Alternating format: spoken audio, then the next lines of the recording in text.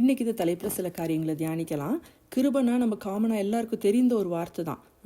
தகுதியே இல்லாதவர்களுக்கு தேவன் தரும் தயவு, இரக்கம், அன்பு, ஈவு, கருணை, இதெல்லாம் தான் கிருபைன்னு சொல்லுவோம். நம்ம எல்லாரும் கிருபையினால் விசுவாசத்தை கொண்டு ரட்சிக்கப்பட்டிருக்கிறோம்.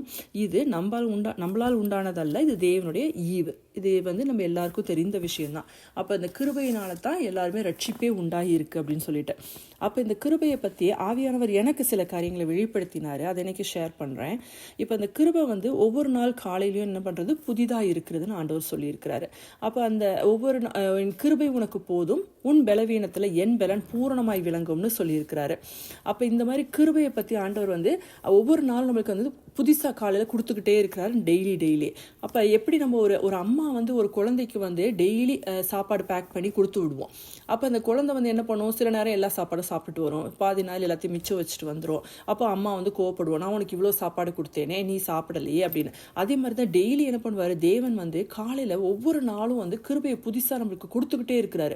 ஆனால் நம்ம இன்னைக்கு பயன்படுத்துகிறோமா, அந்த கிருபையை முழுவதும் பயன்படுத்துகிறோமான்னு பார்த்தா இல்லை. நிறைய பேர் என்ன பண்ணுறோம், கிருபையை வேஸ்ட் பண்ணுறோம். ஆனால் அந்த அம்மா இன்னைக்கு என் குழந்தை சாப்பிடலை, அதனால் நாளைக்கு உனக்கு சாப்பாடு கொடுக்க மாட்டேன், நீ வேஸ்ட் பண்ணிட்ட அப்படின்னு சொல்லிட்டு அவங்க செய்வாங்களா? செய்ய மாட்டாங்க. திரும்ப பேக் பண்ண தான் செய்வாங்க. அதே போல தான் ஆண்டவர் என்ன பண்ணுறாராம், திரும்ப டெய்லி நெக்ஸ்ட் டே என் பிள்ளைக்கு வேற கிருபை வேணும், என் பிள்ளைக்கு வேற ஒரு இன்னைக்கு நாள் வேற மாதிரி இருக்கும், வேற போராட்டங்கள், வேற தேவைகள், அப்படி வேற காரியங்கள் இருக்குன்றதுனால ஒவ்வொரு நாளும் ஆண்டவர் புதுசாக கிருபையை கொடுக்குறாரு. அதே போல தான் ஒரு அம்மா எப்படி புதுசாக செஞ்சு டெய்லி பிள்ளைக்கு சாப்பாடு கொடுக்குறாங்களோ, அதே போல் ஆண்டவர் அதை டெய்லி நம்மளுக்கு கொடுத்துக்கிட்டே இருக்கிறாரு. அதுதான் தேவனுடைய கிருபை நம்மளுக்கு. அப்போ நம்ம டெய்லி அதை யூஸ் பண்ணுறோமா, யூஸ் பண்ண மாட்டேங்கிறோமா? பாதி கிருபையை நம்ம என்ன பண்ணுறோம், வேஸ்ட் பண்ணுறோம். நம்ம சுயத்தை நம்பிடுறோம்.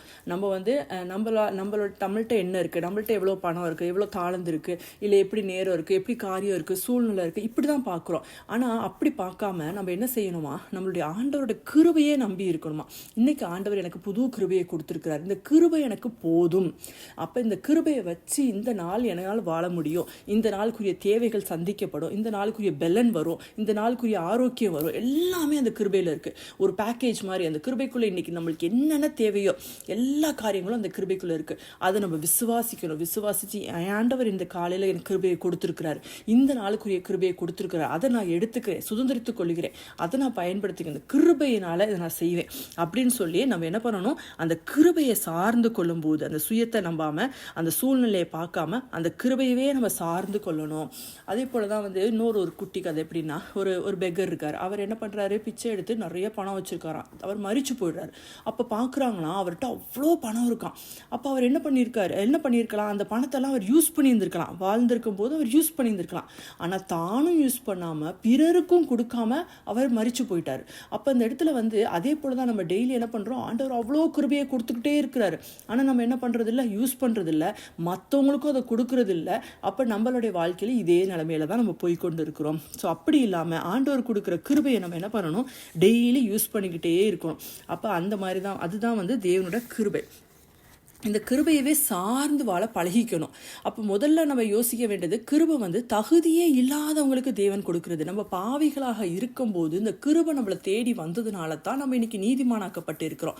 அதனால நம்ம என்ன பண்ணணும், தகுதியே இல்லாத மற்றவங்களுக்கும் இதை கொண்டு போய் சேர்க்கணும் இந்த கிருபையை. ஸோ நம்ம எப்படி தகுதி இல்லாத நிலைமையில இந்த கிருபையை பெற்றுக்கொண்டோமோ, அதே போல தகுதியே இல்லாத நிறைய பேர் இருக்கிறாங்க இந்த உலகத்தில், இன்னும் ரட்சிக்கப்படாதவர்கள். அவர்களுக்கும் நம்ம என்ன பண்ணணும், இந்த கிருபையை கொண்டு போய் சேர்க்கணும்.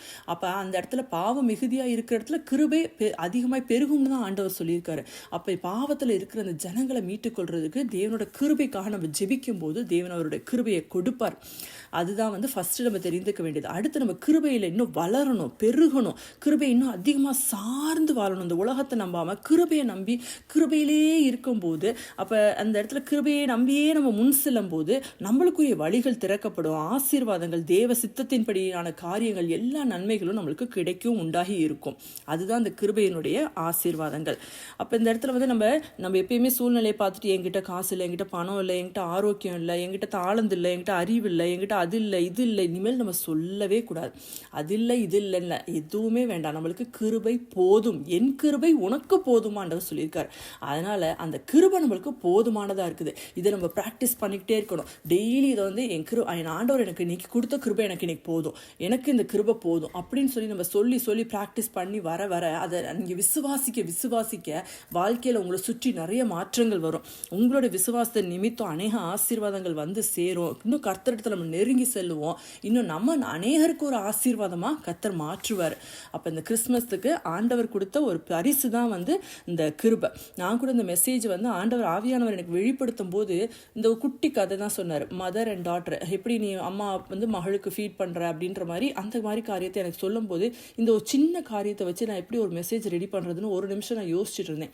ஆனால் இன்னொருத்தவங்கள்ட்ட போய் ஆண்டவர் எனக்கு இப்படி ஒரு கிருபையை பற்றி சொல்லி கொடுத்தாருன்னு பேசும்போது கண்டினியூஸாக கோர்வையாக அதுக்கு ரிலேட்டடாக நிறைய காரியங்கள் ஆவியானவர் எனக்குள்ளேருந்து பேசுறது நான் பார்த்தேன். அப்போ நான் கூட பாருங்களேன், இந்த சின்ன காரியத்தில் வச்சு நான் எப்படி ஒரு மெசேஜ் ரெடி பண்ண முடியும்னு நினச்சேன். ஆனால் அந்த குட்டி காரியம், அந்த குட்டி கதை தான் ஆண்டவர் சொன்னார். அதை வச்சு நம்மளுக்கு நிறைய காரியங்கள், அந்த கிருபையை சார்ந்த காரியங்களை அந்த கற்றுக் கொடுத்துருக்கிறாரு. ஸோ அப்படி தான் நம்ம வாழ்க்கையில் ஒரு சின்ன காரியமாக இருக்கட்டும், அது போதும், கிருபை போதும்னு சொல்லிட்டு அதில் துணிந்து கால் எடுத்து வைங்க. ஆசீர்வாதங்கள் உங்களை தேடும், வாழ்க்கை முறைகள் மாறும். அதனால் இனிமேல் நம்ம கிருபையவே சார்ந்து இருப்போம், கிருபையை சரியாக பயன்படுத்துவோம், கிருபையை வீணடிக்காத படிக்க கிருபைக்குள்ளே நிலைச்சு நிற்போம். இதை வந்து ஆண்டவர்கிட்ட கேட்போம், ஆவியானவர்கிட்ட கேட்போம், எங்களுக்கு இதை கற்றுக் கொடுங்க, எங்களுக்கு இந்த வழியில் கிருபையின் வழியில் எப்படி வளரணும், பெருகணும், எப்படி சார்ந்து வாழணும் அப்படின்றத எங்களுக்கு சொல்லிக் கொடுங்க ஆண்டவரே. நம்ம கேட்போம். நம்மளுடைய அந்த கிருபையை வந்து நம்ம வீணடிக்காமல் நாமளும் பயன்படுத்தி கொண்டு பிறருக்கும் அதை எடுத்து கொடுப்போம். ஓகே, எல்லாருக்கும் merry Christmas and God bless you all.